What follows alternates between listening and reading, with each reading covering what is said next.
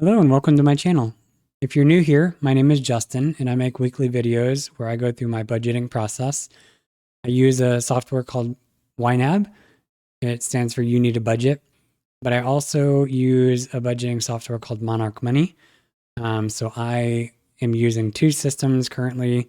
I will probably be using the same two systems all of 2025. And towards the end of 2025, I will make a determination on whether or not I want to continue using both or just go YNAB solely. This video, I think I made mention to this in my last video on Friday.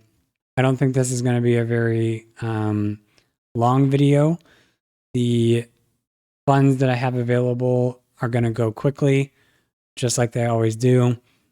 So it's going to be a video of prioritizing what I need to do with this money so that I don't put myself in a bad spot. So with that, I want to talk about a couple things because this is going to be a shorter video. I've got a little bit more time to kind of converse. But what we're looking at is my YNAB. And I want to point out a few things that I have changed since my last video. A couple videos ago, I talked about my experience with Citibank and going through their new account, like new bank account bonus offer. And in short, I had a really bad experience. They locked my account within 24 hours of opening it. I had a significant amount of money in there. It got to the point to where I was almost not able to pay some really important bills that I needed to pay. And when I did some research, I found that I was not alone and that a lot of people have opened accounts with Citibank, and within a very short period of time of opening, they are blocked out of their account with no access to their money. So the first thing that you'll notice is I will no longer have, under my can't assign funds section, a Citibank hold line item. And for those that are new, this is where I keep track of money that I can't assign because it's stuck in an account that I can't transfer it out of, or for the instance of my flex money, I track that money separately. And then when I'm ready to make a Friday video, I move it to my ready to assign category. I also called them this morning, them being Citibank, and I closed my Citibank account.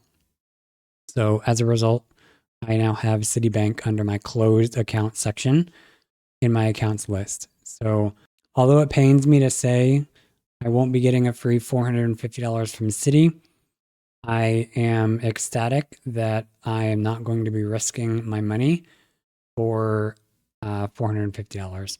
It just wasn't worth it to me. I didn't want to deal with it. And so I closed the account, and I'm going to move on to other banks that have offers not quite as lucrative, but if I've learned anything, there's probably a reason why they're giving a $450 bonus when most other banks are giving like $200 or $300. And it's probably because they need more people to bank with them because of all the issues that they're having. You'll also notice that I have 10 days of age of money instead of 9. So that means that I'm making progress towards that ever elusive 30 days or 1 month ahead goal. So I'm super excited that I am making incremental progress towards that. And yeah, you'll see that I have 2 overspent categories. I went out to eat the other day. It wasn't in the plan for this month, but I was really craving Filibertos. And if you're not familiar, it's native to Arizona. I think they have a couple in New Mexico and a couple in California, Southern California, I think. But yeah, it's 24-hour Mexican food, just amazing, super convenient because it's right across the street. So it takes everything in me to not say, oh, I'm just going to walk across the street and go get Filibertos. Mainly because it's super expensive, but like I said, it's really, really good. So if you're ever in Arizona visiting and you have a chance to go to Filibertos, you got to try it at least once. I don't think you'll regret it. I also want to take this opportunity to talk about a big goal of mine that it's going to be coming to fruition in the next couple of weeks. I kind of alluded to it in a previous video, but it's been like 3 years in the making. And to explain what I'm talking about, I'm going to jump over to my Monarch Money. This is a graph showing my balance of credit card debt that I've had. You can see here it's been flatline zero or like nominal in 2020 and 2021. January 1st of 2022, I can't tell you what I paid. I honestly haven't looked back in my transactions to see, but my balance or my trend of carrying thousands of dollars in credit card debt started, like I said, 3 years ago, almost 3 years ago to the month. And then in those 3 years, I have steadily increased my balance to a peak about a year ago, a peak of $7,300 in credit card debt. So if you're not new to my channel, you'll know that about a year ago, I started to get really intentional with my budgeting, and that's what drew me to Monarch Money. It was because of this. It was because I was carrying a large amount of credit card debt, barely able to pay, in some instances, not able to pay even the minimum payment, while also maintaining my other bills. And so in this last year, I have really buckled down. And you'll see that I have been able to get that balance down to about $1,300. And in a couple weeks, I will be making my final credit card payment to pay off my credit cards, and I'll show you my balance in YNAB. My Capital One, I always pay it off. That one's been paid off for a while. I just use it for some spending I'm not quite ready to make at that time, but will later in the month. But as you can see, my Ally credit card is the one that's the largest expense. That one I've been working on for a long time, and I'm super excited that I am about to that point to where I will be credit card debt free.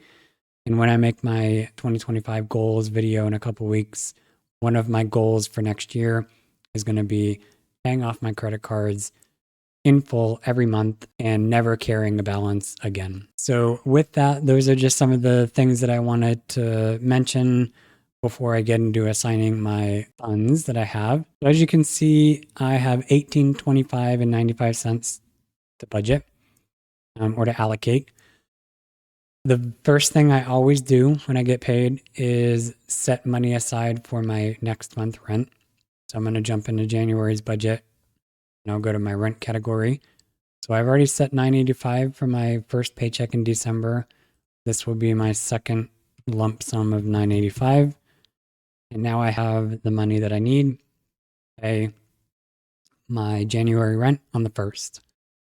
I also normally set aside my storage unit amount in this second paycheck of the month, but because the paycheck that I'll get on the 1st is actually going to get paid out on the 31st because of the holiday on the 1st, I am going to take that money from my next paycheck and use that money for other things. So that's everything I need to do in the next month. So I'm going to jump back to December.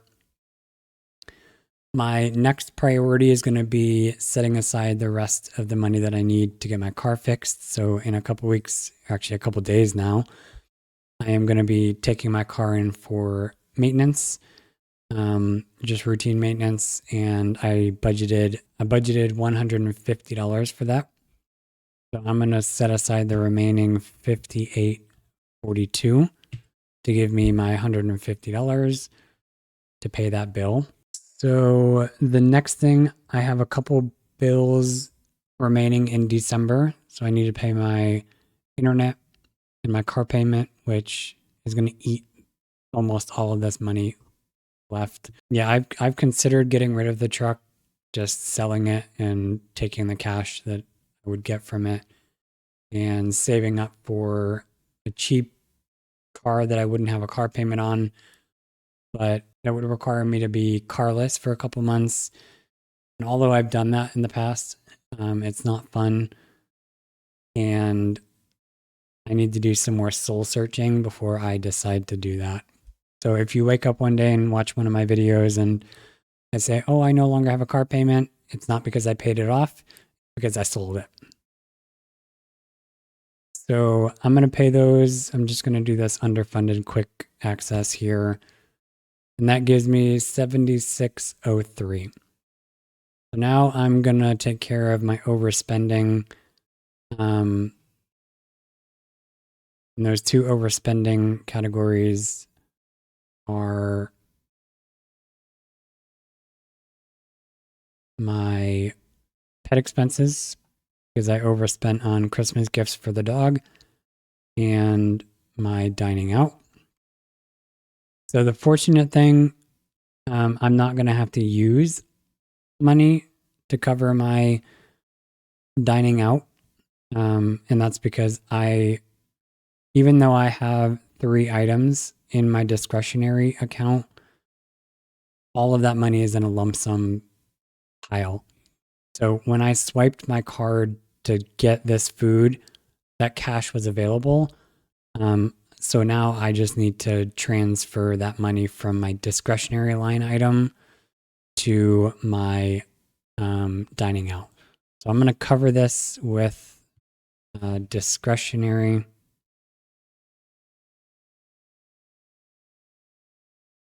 Now I don't have any overspending there. And I'm going to cover the rest of my Christmas gifts for my dog overspending. That's not what I wanted to do. I'm going to undo that. I don't know what I did, but 34.52. Okay. So that leaves me with $41.50. So this is where it gets interesting, because I don't have any non-monthly bills to take care of this month. I don't have any gas or grocery to take care of. Utilities have already been taken care of.